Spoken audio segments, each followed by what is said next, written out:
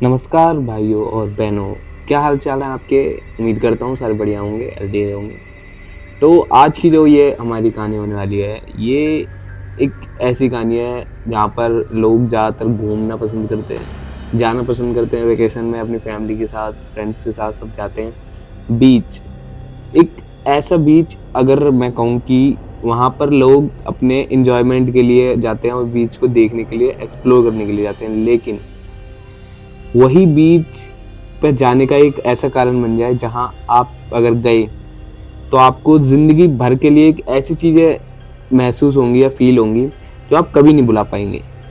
जी हाँ दोस्तों, मैं बात कर रहा हूँ गुजरात का एक ऐसा बीच, द डुमांस बीच।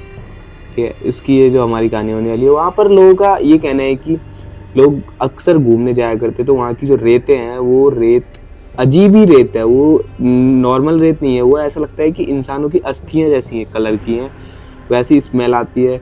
बहुत ही अजीब चीज़ें वहाँ पर दिखाई देती हैं। बहुत सारे लोगों ने फील करा है, बहुत चीज़ें दिखाई भी दी है लोगों को रातों में।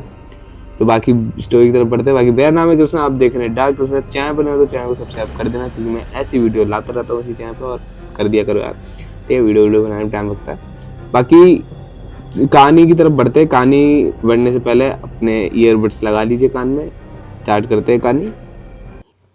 तो कहानी हमारी स्टार्ट होती है सूरत, गुजरात के एक बीच, जो इनके बीच में एक बीच पड़ता है, डुमांस बीच। यहाँ पर सदियों से लोगों का ये कहना है कि यहाँ की जो मिट्टी है और जो यहाँ की सैंड है, उस काली रेत, जो वहाँ के लोकल्स लोग कहते हैं काली रेत कहा जाता है, क्योंकि यहाँ की जो रेत है उसमें बड़ी अजीब अजीब चीजें हैं।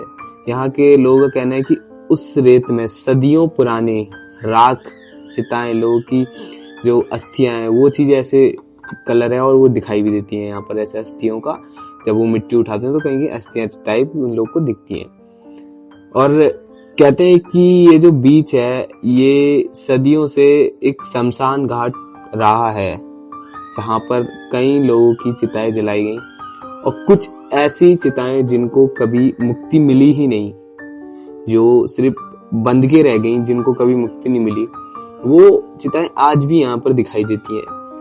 लोगों का कहना ये, मतलब वहाँ के लोगों का कहना ये है कि यहाँ पर सूरज ढलने के बाद लोग यहाँ पर कदम भी नहीं रखते। ऐसी यहाँ पर एक घटना घटी थी। कुछ दोस्तों का ग्रुप यहाँ पर आया था एक्सप्लोर करने के लिए इसको। तो उन्होंने क्या करा, उन्होंने यहाँ पर रात में रुक के देखा। जब वो यहाँ पर रात में रुके थे तो उनके साथ बड़ी अजीब अजीब घटनाएं घटी थी। मतलब कह सकते हैं कि उन्होंने अपना बीच में, उस बीच पे कैंप लगाया, तो उन लोग का ये कहना था कि वहां से बड़ी अजीब अजीब टाइप सी बू आ रही थी। एक बीच पे ऐसे बदबू आना, बड़ी अजीब चीज है। उन्हें लगा शायद मछली होगी, लेकिन वो एक ऐसी बदबू थी किसी मरे हुए इंसान या जानवर को, सबकी एकदम खतरनाक, जो वो सहन नहीं कर पा रहे, वैसी टाइप बदबू थी। तो मतलब उनके दोस्तों में से ऐसे लोगों ने बाहर निकल के देखा, उन्हें कुछ नहीं दिखाई दिया, लेकिन उनमें से उनका एक दोस्त, उसको एक ऐसी चीज दिखाई देती है कि उसके जो, मतलब जो कैंप लगा है उसके जस्ट लेफ्ट साइड एक औरत सीधे चलती आ रही है।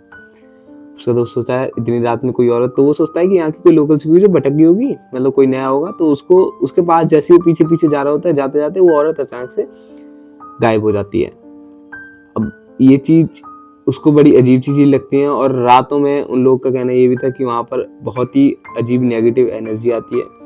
लोगों के रोने की, चिल्लाने की, चीखने की आवाज आती है। ये रात में जो ये बीच है, ये एक ऐसा बीच बन जाता है जहाँ नॉर्मल इंसान का रुकना, मान लो किसी जगह पे ऐसी चीज जो उसको टॉर्चर कर रही हो, वैसा हो जाता है कि यहाँ पर अगर कोई इंसान रात में रुकता है तो उसके लिए कोई टॉर्चर से बेकार चीज नहीं है, क्योंकि उसको ऐसी ऐसी चीजें दिखाई, महसूस, या फिर कह लें कि खींचने की कोशिश करती है कि कुछ बात, मतलब कोई ऐसा लगता है कि समुद्र से उन्हें कोई बुला रहा है, अंदर अपनी तरफ खींच रहा है, बड़ी नेगेटिव एनर्जी।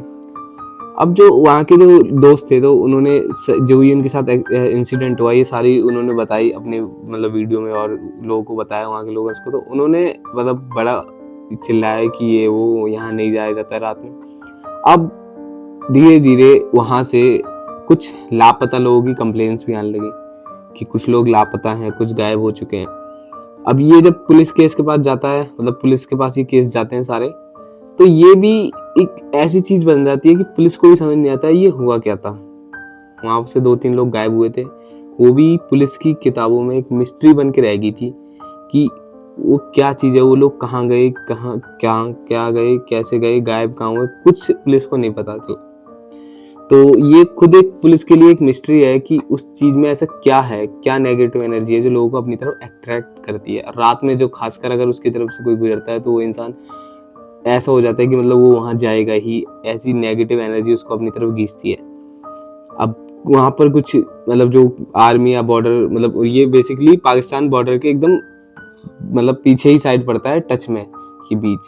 तो वहां से मतलब जो आर्मी कैंप है उन लोगों का भी ये कहना है कि वहां से उन लोग को रातों में एक ऐसी औरत दिखाई देती है जो जो उस बीच से गुजरती है।